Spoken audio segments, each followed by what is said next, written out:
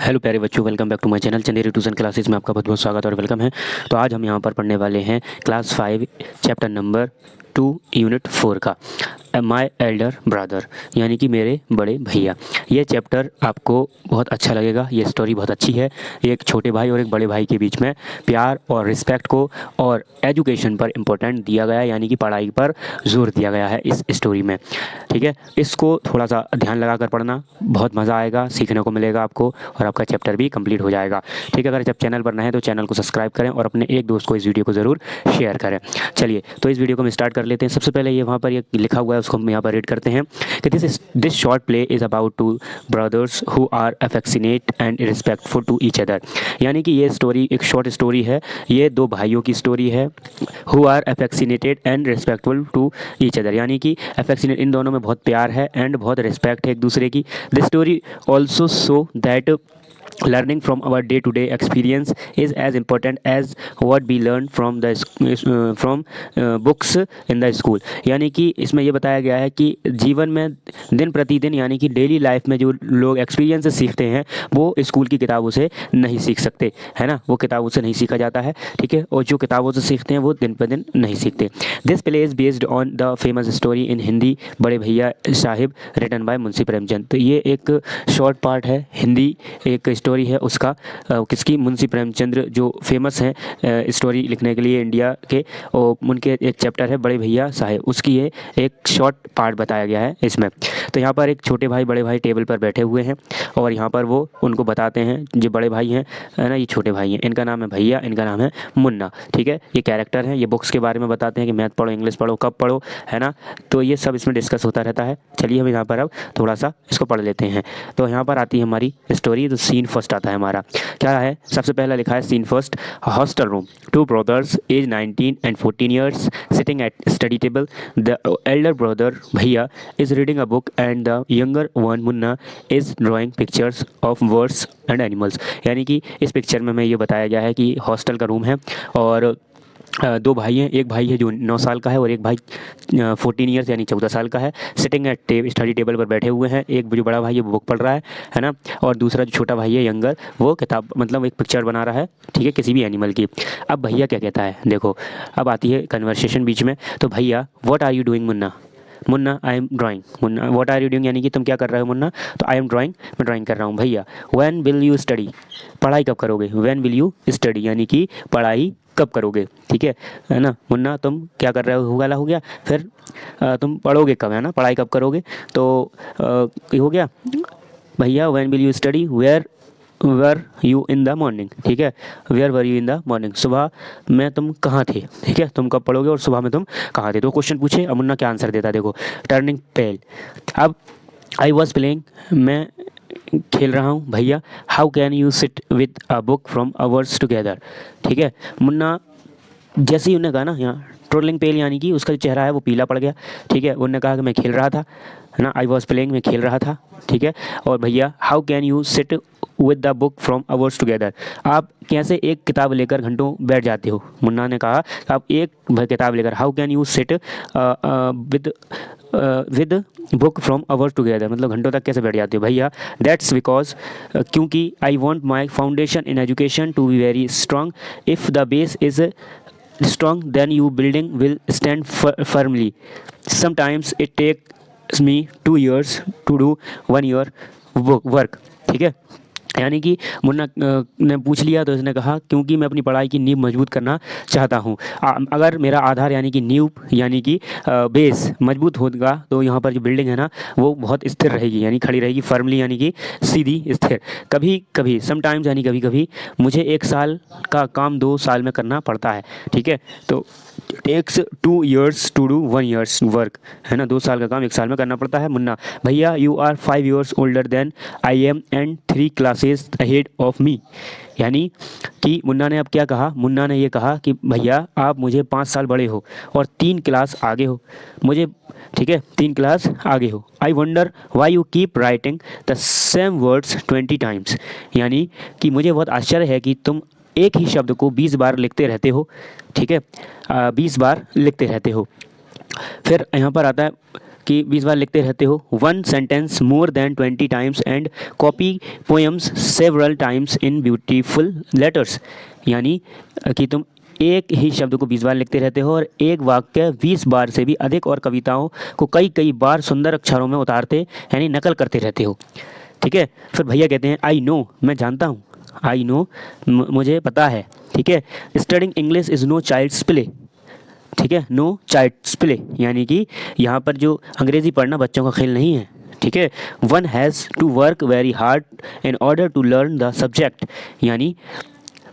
यानी कि यहाँ पर विषय को सीखने के लिए एक व्यक्ति को कड़ी मेहनत करनी पड़ती है। ठीक है। One has to work every hard in order to learn the subject to speak our writing English properly और ट्रेडमेंडस एफर्ट इज़ रिक्वायर्ड। ठीक है। अंग्रेज़ी को अच्छी तरह लिखने या बोलने के लिए अत्यधिक प्रयास ज़रूरत होती है उसकी। To speak in writing English properly हो गया ये वाला। और but the moment you get a chance you run the field, play marbles and fly paper kites or sit idling away with friends और fun, can't you sit down and study, यानी कि लेकिन जैसे ही तुम्हें मौका मिल जाता है तुम मैदान की ओर दौड़ जाते हो। मतलब वो अपनी बता रहा था कि लिखने का अत्यधिक पढ़ने की ज़रूरत होती है, लेकिन जैसे ही तुम्हें मौका मिल जाता है तुम मैदान की ओर दौड़ जाते हो, है ना। यहाँ पर आप मार्बल खेलने लगते हो, यानी कि कंचे खेलने लगते हो, फ्लाइंग काइट्स पतंग उड़ाने लगते हो, है ना।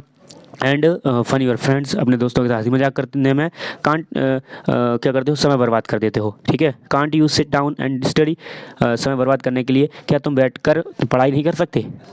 ठीक है, पढ़ाई नहीं कर सकते। आगे कहता है मुन्ना, ओ भैया there is a big mela in the village today, should be go. ठीक है, उसने कहा, ओ भैया आज गांव में एक बड़ा मेला लगा हुआ है, क्या हम वहाँ चलें, हम चलें। तो भैया क्या कहते हैं, have you ever seen me going to a fair or going to watch a cricket or hockey match, क्या कभी तुमने मुझे मेला जाते हुए क्रिकेट या हॉकी का मैच देखते हुए जाते हुए देखा है। I don't go near them. ठीक है, आई डोंट गो देयर, मैं उनके नज़दीक नहीं जाता हूँ। ठीक है, मैं उनके नज़दीक तक नहीं जाता हूँ। फिर आता है I prefer to study a book. ठीक है, मुझे किताब पढ़ना अच्छा लगता है। फिर आता है कि I don't mind repeating a class for more than 2 years। ठीक है, अब उसके बाद आता है कि मुझे उसकी परवाह है नहीं, मैं एक ही क्लास में 2 साल से अधिक दोहरा रहा हूँ। ठीक है, but you might stay in the same class all your life. ठीक, दोहरा रहा हूँ, लेकिन तुम एक ही क्लास में जीवन भर रह सकते हो। Do you except to pass if you waste your time playing all the time, you are simply wasting father's hard earn money. यानी उनने ये कहा कि क्या तुम हर समय खेल में अपना समय बर्बाद कर पास होने की उम्मीद करते हो, तुम सीधे सीधे पिताजी द्वारा मेहनत से पैसे कमाए गए हैं जो उनको बर्बाद कर रहे हो। ठीक है, फिर उसके बाद आता है Munna starting crying on being scolded and sobbing sounds वह हु आर हियर्ड, यानी कि मुन्ना डांट पड़ने पर रोने लगता है और सिसकने लगता है। यानी स्कॉल्डेड एंड शॉबिंग मतलब होता है सिसकने लगता है। ठीक है, शॉबिंग यानी कि सिसकना हो जाता है। साउंड्स जिसकी आवाज़ आती है जो रोने की, कि वाह वाह हुई रोने लगता है जो मुन्ना। अब आती है बात आगे की। अब आगे आता है कि मुन्ना कहता है भैया I feel like running away and going back home, यानी भैया मुझे भागकर घर वापस जाने जैसा महसूस हो रहा है। भैया नाउ स्टॉप क्राइंग, रोना बंद करो। Put on a nice smile, मुस्कुराओ। ठीक है, look I will make a time table for you to follow, get up at dawn. ठीक है, तुम्हारे लिए एक सारणी बनाऊंगा, मतलब समय सारणी कहते हैं हिंदी में, पर टाइम टेबल, इसका तुम अनुसरण करोगे। ठीक है, अनुसरण करोगे। गेट अप एट डाउन, देखो यहाँ पर जो DWA आना है ना, इसको हम कहते हैं सुबह। तो आता है कि follow get up at down, सुबह जल्दी उठना और इसको फॉलो करना। ठीक है, डाउन, इसको डाउन कहते हैं, डाउन। ठीक है, डाउन यानी कि सुबह। अगला आता है टाइम टेबल। अब इन्होंने टाइम टेबल बना दिया कि वॉश योर हैंड्स सुबह 6 बजे, have your breakfast and sit down to study. ठीक है, अब इंग्लिश पढ़ना है आपको 6 to 8, मैथ पढ़ना है 8 to 9, 9 to 30, आपको हिस्ट्री पढ़ना है। फिर देन ऑफ टू स्कूल, आप जब स्कूल से आओगे फिर आपको ग्रामर पढ़ना है। फिर half an hour for strolling, यानी कि घूमने चले जाओ आप। फिर 6:30 to 7 इंग्लिश कंपोजिशन पढ़ना है। देन डिनर करना है। फिर ट्रांसलेशन 8 to 9 और 9 to 10 हिंदी और 10 to 11 other subjects and then bed, है ना, और आपको फिर सो जाना है। Munna but when is the time table to play. ठीक है, अब इसमें मुन्ना कहता है कि खेलने का टाइम कहाँ है, लेकिन खेलने का समय कब। ठीक है, तो अब भैया कहता है play what is the need. Munna उसकी क्या ज़रूरत है, उसकी क्या ज़रूरत है। मुन्ना कहता है oh I love the green fields the gentle breeze I want to jump up like a football I like the touch and go and who to sounds of the kabaddi and the hurry and flurry of volleyball pulls me like a magnet as soon as I am the field I forget everything. यानी कि मुन्ना ने कहा मुझे हरे भरे मैदानों हल्की हवा से बहुत प्यार है, मैं फ़ुटबॉल की तरह ऊपर तक उछलना चाहता हूँ, मुझे कबड्डी में छू कर भाग जाना और हुतहू की आवाज़ अच्छी लगती है, और वॉलीबॉल की भाग दौड़ तो मुझे चुंबक की तरह अपनी ओर खींचती है। जब तक मैं मैदान में रहता हूँ मैं हर चीज़ भूल जाता हूँ। ये हो गया हमारा फर्स्ट सीन, यानी कि फर्स्ट सीन हो गया। अब सेकंड सीन क्या आता है उसको यहाँ पर हम समझेंगे। सेकेंड सीन क्या है हमारा कि then final exams are over and the results are out. अब देखो, यानी कि अंतिम दिवस परीक्षा खत्म हो चुकी है और परिणाम घोषित हो गया है। अब भैया अलाश, यानी कि भैया कहते हैं उफ I have failed once again. मैं भैया कहते हैं वो मैं दोबारा से फेल हो गया, मैं दोबारा से फेल हो गया, मतलब एक बार मैं फिर फेल हो गया। मुन्ना ओह बट भैया I have passed and topped my class now there is only 2 years difference between us. यानी कि लेकिन भैया मैं पास हो गया और अपनी कक्षा में सर्वप्रथम आया हूँ। अब हम दोनों के बीच केवल 2 साल का अंतर रह गया।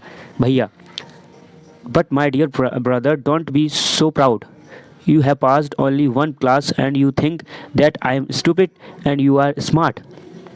लेकिन मेरे प्यारे भाई घमंड मत करो, तुम केवल एक ही कक्षा पास की है और सोचते हो कि मैं मंदबुद्धि वाला हूँ और तुम बहुत तेज़, ठीक है, बहुत तेज़ हो। Once it the while in a gilli danda game and you might get lucky and hit a goal but that does not mean you have mastered in the game. यानी कि गिल्ली डंडा के खेल में तुम एक बार किस्मत वाले हो सकते हो और गोल कर सकते हो, लेकिन उसका अर्थ यह नहीं है कि तुम खेल में परंपरागत हो गए हो। ठीक है, you have to work hard to be successful in life. यानी जीवन सफल बनाने के लिए तुम्हें कड़ी मेहनत करनी है। ठीक है, कड़ी मेहनत करनी है। When you have to study subject like algebra too और geometry in higher classes then you will understand the importance of hard work. यानी कि जब तुम्हें और ऊपर क्लास में बीजगणित कहते हैं उसको, अलजेब्रा को, और ज्योमेट्री जैसे विषय पढ़ेंगे तुम्हारी कड़ी मेहनत का महत्व पता चलेगा। ठीक है, if in geometry if one writes ACB instead of ABC the answer is marked wrong, the examiners will not spare you, they want you to learn word by word from the textbook। यानी कि geometry में अगर कोई ABC की जगह ACB लिख देता है तो उसका उत्तर गलत हो जाएगा, परीक्षक यानी कि जो एग्जामिनर है तुम्हें माफ़ नहीं करेगा। वे चाहते हैं कि तुम पाठ्य पुस्तक से एक एक शब्द सीखो। उसके बाद यहाँ पर आता है हमारा कि मुन्ना ओह भाई साहिब this is scary, I don't think I want to go the 9th class now but I will still completely my day's homework so that I get no punishment in the class. उन्होंने कहा ओ भैया साहब ये डरावना है, मुझे नहीं लगता कि मैं अब 9वीं कक्षा में जा पाऊँगा, फिर भी मैं अपना होमवर्क पूरा करूँगा ताकि कक्षा में मुझे सज़ा नहीं मिले। ठीक है भैया, just today we were asked to write a short essay on the topic of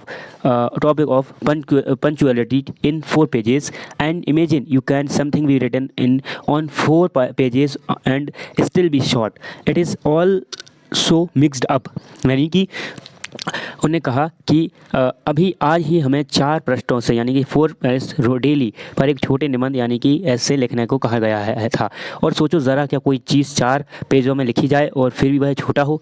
ये सब बिल्कुल उलझने से भरा हुआ है। ठीक है, भरा हुआ है।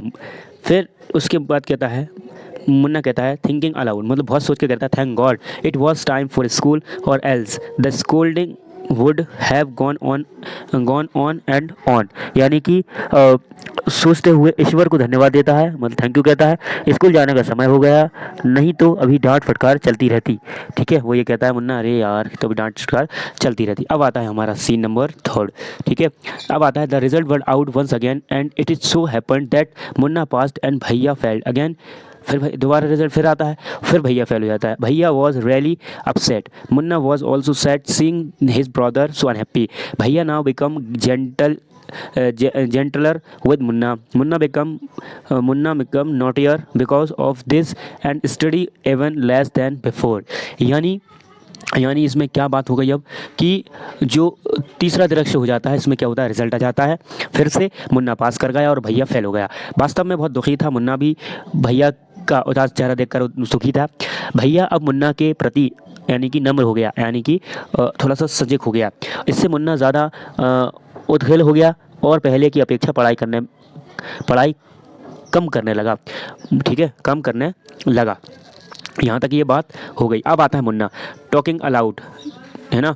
Oh I am lucky, I can pass easily, I need not study too so hard, now I can play games with my friends and fly kites, but I should still be careful that भैया does not see me flying kites. यानी कि मुन्ना ये कहता है ज़ोर से बात करते हुए, मैं भाग्यशाली हूँ, मैं आसानी से पास हो सकता हूँ, मुझे पढ़ाई के लिए बहुत अधिक मेहनत की ज़रूरत नहीं है, अब मैं अपने दोस्तों के साथ खेल सकता हूँ और पतंग उड़ा सकता हूँ। भैया does not see me flying kites, ठीक है, उड़ा सकता हूँ। अब उसके बाद आता है यहाँ पर क्या कहते हैं, one day a kite is flying solely downwards, Munna starting running in the order of to grab it, suddenly it has comes face of the face with भैया। यानी कि एक दिन पतंग धीरे धीरे नीचे और आती जाती है, मुन्ना उसे पकड़ने के लिए दौड़ता हुआ आता है, अचानक उसे भैया का सामना करना पड़ जाता है। अब भैया क्या कहते हैं सुनो, भैया कहते हैं catching hold of Munna's hand, यानी मुन्ना का हाथ पकड़ते हुए कहते हैं, aren't you ashamed to be play kites all day long, don't you realize that now you are in the 8th class and are not studying in lower class? If you think that I am just on one class ahead of you and you can't say anything, you are wrong. I am 5 years older than you are, and will always be. Understanding doesn't come only from reading books. Look at Ma and Baba. Ma has never gone to school and Baba has only passed 5th class. अब देखो, अब थोड़ा सा बड़ा भाई है ना, वो बहुत तेज समझाएगा, ठीक है, उसको एक्सपीरियंस है जीवन का, और जो इसको जीवन का यानी कि समय का एक्सपीरियंस होता है वो पढ़ाई करने वाले से बहुत ज़्यादा समझदार होता है। अब देखो, अब उसने जैसे तुम तो यहाँ पर वो जैसे उसका हाथ पकड़ लेता है और फिर कहता है तुम पतंग उड़ाते, तुम्हें शर्म नहीं आती। अब भैया क्या कहता है, देखो भैया यहाँ पर आता है और कहता है महसूस नहीं होता कि तुम 8वीं कक्षा में हो ना हो कि किसी छोटी कक्षा में, अगर तुम सोचते हो कि बस एक ही कक्षा तुमसे आगे हो और कुछ नहीं कह सकता तो तुम गलत हो। मैं तुमसे 5 साल बड़ा हूँ और हमेशा रहूँगा। समझदारी केवल किताबों पढ़ने से नहीं आती। माँ और बाबा को देखो, माँ कभी स्कूल नहीं गई और बाबा सिर्फ 5वीं पास हैं। मुन्ना रियली भैया, इज़ दैट ट्रू? भैया वो मुन्ना कहता है सही में भैया, क्या यह सच है? तो अब भैया कहता है yes, there are 1000 things that they know more than you are और me, and even if we have studied the wisdom of the whole world, Ma and Baba will always have the right to explain to us and correct us. यानी कि भैया हाँ, हज़ारों ऐसी बातें हैं जो वे मुझसे या तुमसे ज़्यादा जानते हैं। यदि हमें सारी दुनिया का ज्ञान भी हो जाए तो भी माँ और बाबा को हमें समझाने और सही रास्ते पर लाने का पूरा अधिकार है। अगर बाबा अब अगर मैं आज बीमार पड़ जाऊं तो तुम क्या करोगे? और यहाँ पर देखना, यहाँ पर एक मैंने थोड़ा सा ज़्यादा ट्रांसलेट कर दिया। Now what would you do if we were fall sick ना टुडे? अगर मैं बीमार पड़ जाऊं तो तुम क्या करोगे? मुन्ना आई डोंट नो भैया, I would tell Baba and he would rush to the hostel. मैं बाबा से कहूँगा और बाबा यहाँ पर भागते हुए आएंगे, ठीक है, पहुंच जाएंगे। भैया I had expected this answer, मैं तुमसे यही उम्मीद कर रहा था, ठीक है, मैंने तुमसे यही उम्मीद की थी। Now Baba would not get upset, Baba upset नहीं होंगे, ठीक है, अब बाबा दुखी नहीं होंगे, ठीक है, upset. He would first try to find out what was wrong and then he would call a doctor, ठीक है, वो पहले पता करेंगे कि क्या गड़बड़ है और तब डॉक्टर को बुलाएंगे, ठीक है।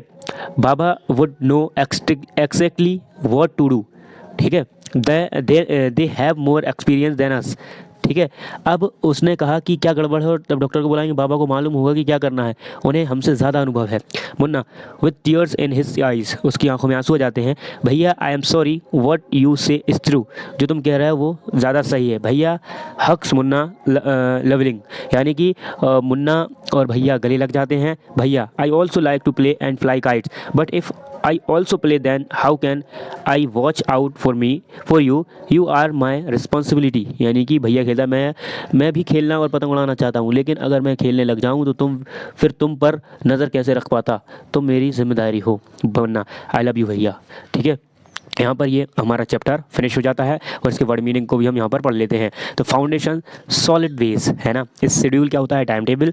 ये इससे क्या होता है, कंपोजिशन ऑन एनी सब्जेक्ट है ना, एडिलिंग विदाउट एनी पर्पस या मतलब आलसी, और मास्टरेड यानी कि गैन एक्सपर्टाइज एंड स्किल्डफुल। ठीक है, स्किल्ड हो जाता है। यानी कि हमने यहाँ पर ये पढ़ लिया। अगले चैप्टर यानी कि अगले पार्ट में, अगला पार्ट में है ना, ये पार्ट 1 हो गया वीडियो का, पार्ट 2 में हम इसके क्वेश्चन आंसर को पढ़ेंगे। ये वीडियो बहुत अच्छी रही, एक्सपीरियंस वाली है। यानी कि आपसे कहा गया है कि एक्सपीरियंस, जीवन का एक्सपीरियंस से आपको बहुत कुछ मिलता है, ना कि किताबों से। ठीक है, थैंक्स फॉर वॉचिंग, मिलते हैं नेक्स्ट वीडियो में।